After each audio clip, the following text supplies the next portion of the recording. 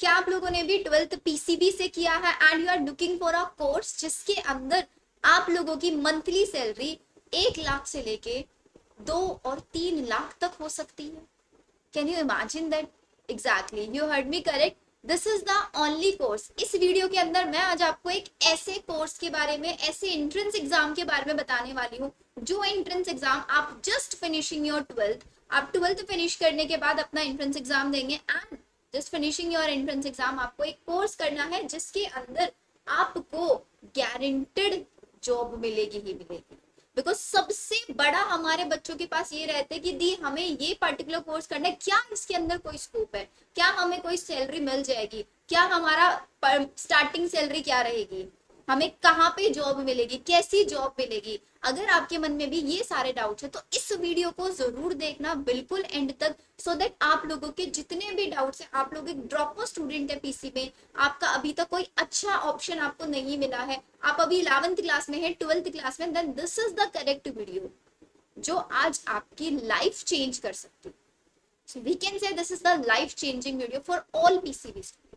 इस वीडियो के अंदर मैं आपको वो सारे एंट्रेंस एग्जाम के बारे में बताने वाली हूँ, पर्टिकुलर आपको कोर्सेज के बारे में बताने वाली हूँ जिसके अंदर आपको गारंटेड 80,000 से लेके 1 लाख तक इनिशियल सैलरी मिलेगा आप लोगों की जॉब लगते ही, एंड एक प्रॉपर रेप्यूटेड जॉब आपको मिलेगी, एक प्रॉपर आपको नाम के आगे टैग लगेगा। एग्जैक्टली। सो बच्चों, this is the particular course BSc nursing. BSc nursing एक 4 ईयर का कोर्स होता है। देखो, नीट के बारे में हर किसी को पता है कि नीट करो, एमबीबीएस करो, एमडी एमएस करो, डॉक्टर बन जाओ, हर किसी को पता है ये। लेकिन बीएससी नर्सिंग भी एक ऐसा कोर्स है जिसके अंदर आप लोग बिना नीट एग्जाम के, विदाउट एनी नीट एग्जाम, आप एक अच्छी सैलरी अर्न कर सकते हैं, आप एक अच्छी रेप्यूटेड हॉस्पिटल में जॉब कर सकते हैं। सो उसके लिए आपको नाम के आगे डॉक्टर लगाने की जरूरत नहीं है, बिकॉज ये चीज आप लोगों ने अपनी प्रैक्टिकल लाइफ में भी देखा होगा कि भाई आप किसी भी हॉस्पिटल में चले जाओ, all over the India, all over the country, ऐसा कोई हॉस्पिटल नहीं है जो सिर्फ और सिर्फ डॉक्टर्स के ऊपर चल रहा हो। हॉस्पिटल हो, कोई भी छोटा मोटा क्लिनिक हो, हर जगह पे नर्स की रिक्वायरमेंट होती है। लेकिन कुछ कुछ बच्चों के मन में ये चीज रहती है कि नर्स क्या एक रिस्पेक्टफुल जॉब है? एग्जैक्टली, नर्सिंग एक बहुत रिस्पेक्टफुल जॉब है। आप हॉस्पिटल में चले जाओगे, हॉस्पिटल में जाने के बाद आपका नॉर्मल डिटेल्स लेने से लेके आपके ओटी तक आपका हेल्प कौन करता है? सिर्फ और सिर्फ नर्स। डॉक्टर का काम होता है सिर्फ और सिर्फ मेडिसिन लिखना, बाकी जितने एक्स्ट्रा वर्क्स होते हैं वो सारे नर्सेस ही करती हैं। एंड जितनी सैलरी एक एमबीबीएस के डॉक्टर को मिलती है ना, उससे कम सैलरी आपके नर्सिंग में नहीं मिलती। This is exactly correct. And even इस चीज में अगर आपको बिलीव नहीं होता है तो मैंने अपने ही चैनल पे एक लाइव सेशन कंडक्ट कराया था एक नर्सिंग ऑफिसर से जो कि वर्क कर रही है अभी as a nursing officer in AIIMS Nagpur. मैं आपको उसका लिंक डिस्क्रिप्शन में भी डाल दूंगी, आप मेरे चैनल पे भी जाके देख सकते हैं। लाइव सेशन में उन्होंने अपनी रियल लाइफ एक्सपीरियंस बताया था कि वो एज अ नर्सिंग ऑफिसर काम कर रही है, उनकी कितनी सैलरी उनको मिल रही है, कितना डिफिकल्ट उनका जॉब होता है, कितनी पोस्टिंग्स होती है, फिर सारी डिटेल्स उन्होंने लाइव सेशन में एक्सप्लेन किया। So without wasting so much time, सबसे पहले मैं आप लोगों को लेके चलती हूँ हमारा मेन एजेंडा आज का, वो है हमारा बीएससी नर्सिंग। तो भाई देखो, सिंपल सा तरीका है बीएससी नर्सिंग के बारे में मैं आप लोगों को बता देती हूँ। बीएससी नर्सिंग एक 4 ईयर का कोर्स है,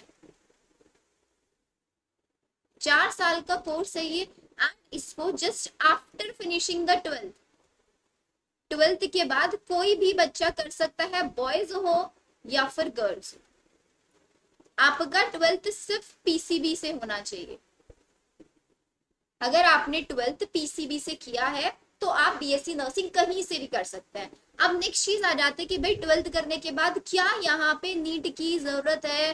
भाई नीट की जरूरत सिर्फ और सिर्फ अगर आप दिल्ली से हैं और आप दिल्ली में जितने भी गवर्नमेंट या फिर प्राइवेट कॉलेजेस हैं वहां एडमिशन लेना चाहते हैं तो you would be required your NEET exam. तो वहां पे जो आपको एग्जाम चाहिएगा वो नीट चाहिए, ठीक है। लेकिन अगर आप दिल्ली के अलावा किसी और स्टेट से, तो हर एक स्टेट इसका अपना एंट्रेंस एग्जाम खुद से कंडक्ट कराता है। और सबसे इंपॉर्टेंट चीज, इसके जो एंट्रेंस एग्जाम्स होता है ना, ये स्टेट नर्सिंग एंट्रेंस एग्जाम, ये आपका जून जुलाई अगस्त तक चलते हैं। जैसे अभी की मैं बात करूं, आज आप ये वीडियो देख रहे हैं, तो अभी भी you have an option RUHS, Rajasthan university. Rajasthan से आप, राजस्थान के अंदर सबसे ज्यादा BSc नर्सिंग कॉलेजेस है। आप एक एंट्रेंस एग्जाम दो, ऑल ओवर द राजस्थान आप किसी भी कॉलेज में एडमिशन ले सकते हो। RUHS का एग्जाम होता है। जैसे कि अभी रिसेंटली फिनिश हुआ है हमारे पास UP state nursing exam, UPCET, UPC NET भी बोल देते हैं, UP common nursing entrance test. अगर आप यूपी कैंडिडेट है आप ये एंट्रेंस एग्जाम दे सकते हैं। आप बिहार से हैं तो आपका BCE एंट्रेंस एग्जाम होता है। तो इसका मतलब आपके जितने भी आप स्टेट से हो, तो हर एक स्टेट का एक पर्टिकुलर एंट्रेंस एग्जाम होता है और आपको अपने ही स्टेट में BSc नर्सिंग मिल जाता है। अब इसके अलावा नेक्स्ट ऑप्शन कि भाई अगर आप अपने स्टेट में नहीं जाना चाहते, ऑल ओवर द इंडिया एक एंट्रेंस एग्जाम होता है जिसको हम बोलते हैं एम्स नर्सिंग एंट्रेंस एग्जाम। अब ये एम्स नर्सिंग एंट्रेंस एग्जाम क्या है भाई? एम्स नर्सिंग एंट्रेंस एग्जाम आपका एम्स खुद से कंडक्ट कराता है BSc नर्सिंग प्रोग्राम के लिए। खुद से एंट्रेंस एग्जाम कराता है, खुद से काउंसलिंग होती है। इसका एग्जाम की अगर हम बात करें, एम्स का जो एग्जाम है इसके अंदर आप लोगों का जो एग्जाम होता है जून में होता है, जून फर्स्ट वीक के अंदर। एंड अगर आप एम्स से BSc नर्सिंग कर रहे हैं, उसका पता है पूरे साल का कितना एक्सपेंस आता है? Not more than 4000। With in 4000 आप लोगों का पूरा 4 ईयर का BSc नर्सिंग फिनिश हो जाएगा। एंड इस 4 ईयर में आपका ट्यूशन फीस, हॉस्टल चार्जेस, आपका जितना भी अदर एक्सपेंसेस होते हैं, सब के सब इसी के अंदर अलाउड है।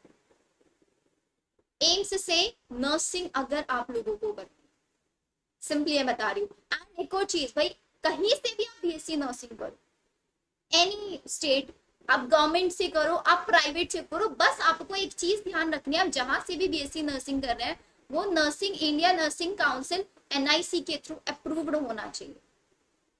कॉलेज आपका इंडियन नर्सिंग काउंसिल के थ्रू अप्रूव होना चाहिए। अगर आपको अप्रूव है तो आप वहां से BSc नर्सिंग करो, 4 ईयर का अपना डिग्री लो। अब बच्चों के मन में आता है कि दी हमने चलो 4 साल का BSc नर्सिंग कर लिया, उसके बाद क्या करना होता है? तो उसके बाद अगर आपको जाना है एम्स के अंदर, या आपको कोई भी सेंट्रल गवर्नमेंट, देखो बता रही हूँ, अगर आपको एम्स हॉस्पिटल में एज अ नर्सिंग ऑफिसर काम करना है, या फिर आपको सेंट्रल गवर्नमेंट हॉस्पिटल्स में जाना है, सेंट्रल गवर्नमेंट हॉस्पिटल्स में आपको जाना है एज अ नर्सिंग ऑफिसर की पोस्ट पे, तो आपको सिर्फ एक एंट्रेंस एग्जाम देना होगा, नॉर्सिट का। ये नॉर्सिट का जो एंट्रेंस एग्जाम होता है साल में 2 बार होता है। तो इट मींस नॉर्सिट की जो वैकेंसी है वो 2 टाइम्स निकलती है हर साल। तो आप 4 ईयर का कोर्स करो जस्ट आफ्टर फिनिशिंग योर 12। आप एम्स BSc नर्सिंग करना चाहो, एम्स से BSc नर्सिंग कर सकते हो। आप स्टेट नर्सिंग से करना चाहते हो, स्टेट एंट्रेंस एग्जाम कर सकते हो। इवन मैं तो हर एक बच्चे को पर्सनली सब यही सजेस्ट करती हूँ कि आपने अगर PCB से किया तो 3 एंट्रेंस एग्जाम आपको 101% देना चाहिए। आपको नीट एग्जाम देना चाहिए, आपको एम्स BSc नर्सिंग का एग्जाम देना चाहिए, और आपको अपना स्टेट नर्सिंग एंट्रेंस एग्जाम जरूर देना चाहिए। This is again important thing. And AIIMS से BSc नर्सिंग सिर्फ और सिर्फ गर्ल्स कर सकती हैं, लेकिन हमारे जो बॉयज हैं वो कहीं से भी BSc नर्सिंग कर सकते हैं अदर देन एम, एंड नॉर्सिट का एग्जाम दे सकते हैं। तो नॉर्सिट देने के बाद बॉयज एंड गर्ल्स दोनों दे सकते हैं। आप एम्स के अंदर या सेंट्रल गवर्नमेंट हॉस्पिटल के अंदर आप नर्सिंग ऑफिसर बन जाते हैं। एंड नर्सिंग ऑफिसर की जो स्टार्टिंग सैलरी होती है ना, I am just saying starting salary, तो वो स्टार्टिंग सैलरी 80,000 से लेके 1.5 लाख तक होती है। तो आपका ईयरली जो पैकेज बन जाएगा ना, वो आपका 12 से 18 लाख तक आपका 4 साल करते ही पैकेज जाएगा। ये मैंने आपको बताया एम्स के बारे में। अगर आपका बाय चांस नॉर्सिट एग्जाम नहीं क्रैक होता है, तो नॉर्सिट के अलावा आपके कुछ रेलवे हॉस्पिटल्स की भी वैकेंसीज आती हैं। रेलवे हॉस्पिटल में आप जा सकते हैं। आपका अपना जो स्टेट हॉस्पिटल्स होते हैं, उन स्टेट हॉस्पिटल्स के अंदर वैकेंसी आती है। इसका मतलब आप NIC के through approve BSc nursing college करने के बाद आप ऑल ओवर द इंडिया कहीं पे भी जाके अप्लाई कर सकते हैं, किसी भी सेंट्रल हॉस्पिटल में, किसी भी स्टेट हॉस्पिटल में, एनीवेयर। इट मींस एक BSc नर्सिंग करने वाला बच्चा कभी भी अनएम्प्लॉयड नहीं रह सकता, नेवर।